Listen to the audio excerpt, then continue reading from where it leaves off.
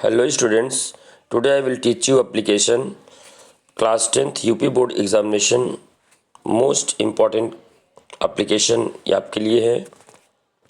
ये 2026 में ये एप्लीकेशन उसके लिए आपका मोस्ट इम्पॉर्टेंट एप्लीकेशन है। इसको ध्यान से देखिए। एप्लीकेशन देखिए, write an application to your principal. अपने प्रधानाचार्य को एक एप्लीकेशन लिखिए। To grant you leave. Grant मतलब होता है स्वीकार करना और लीव मतलब होता है छुट्टी। ऑफ अब्सेंस फॉर 7 डेज मतलब 7 दिन की अब्सेंस मतलब अनुपस्थिति।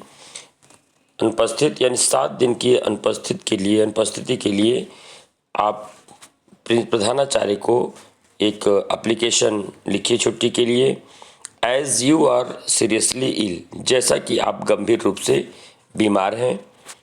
ये देखिए 2016, 17, 19, 20, 23, 24, 25 ये 7 सेट बनता है, तो उसमें से किसी न किसी सेट में ये जरूर रहेगा, 2-3 सेट में।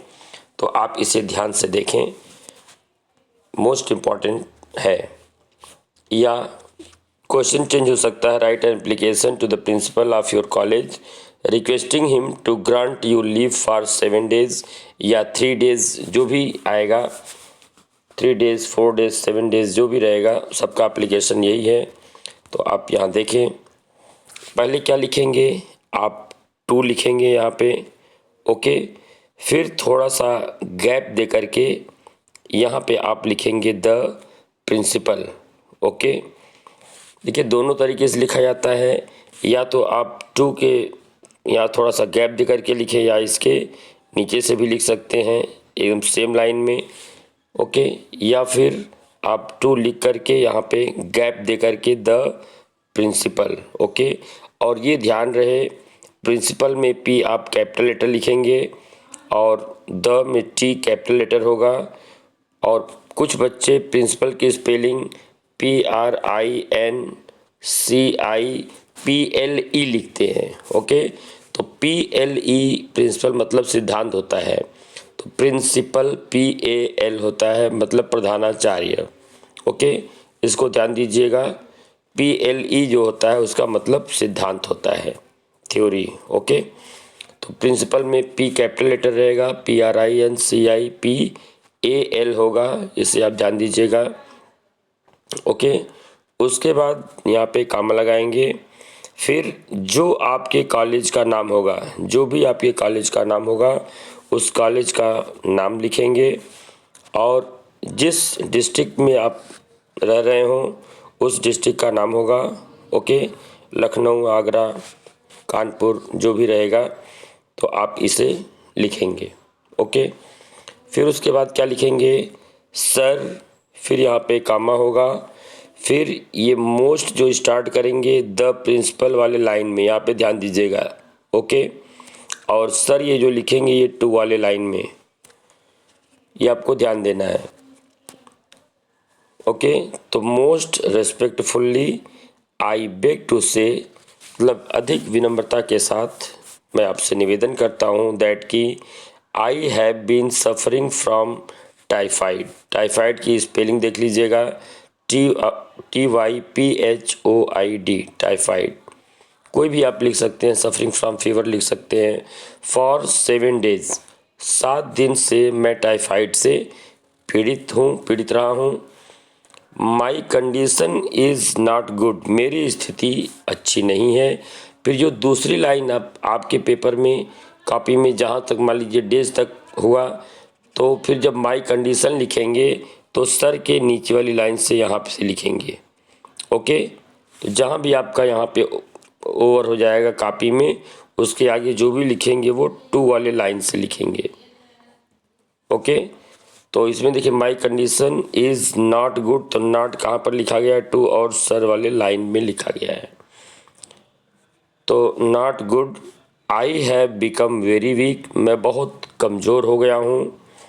सो I can not attend the college for 7 days more. अतः, सो मीन्स क्या होता है, अतः या इसलिए मैं 7 दिन या यहाँ पे 10 डेज मोर यानी 10 दिन और कॉलेज आने में असमर्थ हूँ, मैं नहीं आ सकता हूँ, अटेंड नहीं कर सकता हूँ। ओके, आई, फिर ये आई जो लिखेंगे ये द प्रिंसिपल और मोस्ट वाली लाइन में रहेगा। ओके, आई, तो आई और इसके बाद आपको क्या ध्यान देना है, देयरफॉर, देयरफॉर मतलब अतः या इसलिए, और इसके देखिए दोनों तरफ कामा होगा। ओके, आई के बाद कामा, फिर देयरफॉर के बाद फिर कामा, ये ध्यान दीजिएगा नहीं तो आपके मार्क्स कटेंगे। तो देयरफॉर, ओके, देयरफॉर के दोनों तरफ कामा रहेगा। और देयरफॉर की स्पेलिंग भी देख लीजिए, THEREFORE, therefore. I therefore request you to grant me leave for 10 days from today, आज से 10 दिन और मुझे छुट्टी प्रदान करने की कृपा करें। इसके लिए मैं प्रार्थना करता हूँ 10 दिन की और छुट्टी मुझे दी जाए, स्वीकार की जाए। तो फिर उसके बाद आई शैल बी हाईली ओब्लाइज्ड, मैं बहुत ही कृतज्ञ होऊंगा। ओब्लाइज्ड मतलब एहसानमंद या कृतज्ञ। और ये आई शैल भी जो रहेगा वो द प्रिंसिपल इस लाइन में रहेगा।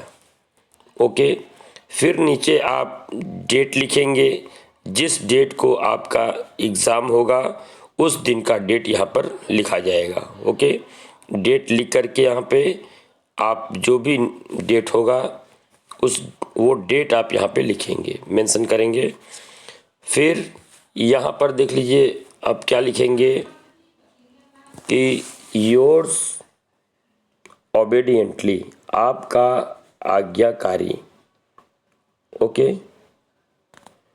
यहाँ पे देखिए YOURS, योर्स, और OBEDIENTLY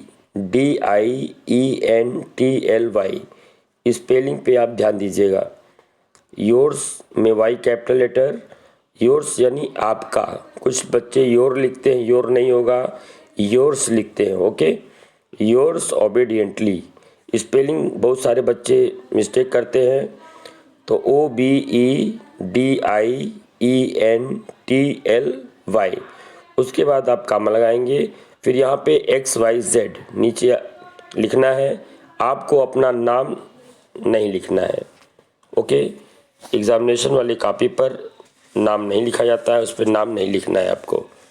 ओके, यहाँ पे आप देख लीजिए इसकी spelling, yours obediently. Okay, yours obediently, इसके बाद कामा, और नीचे लिखेंगे XYZ। ओके, तो आप इसे बहुत ही अच्छे तरीके से आप इसको नोट कर लीजिए, याद कर लीजिए, ये आपके एग्ज़ाम में ये आने वाला है। Okay, UP board class 10th के एग्ज़ाम में ये आने वाला है क्वेश्चन, बहुत ही इम्पोर्टेंट है, आप इसे याद कर लें। ओके, तो फिर मिलते हैं नेक्स्ट वीडियो में। Thanks for watching this video.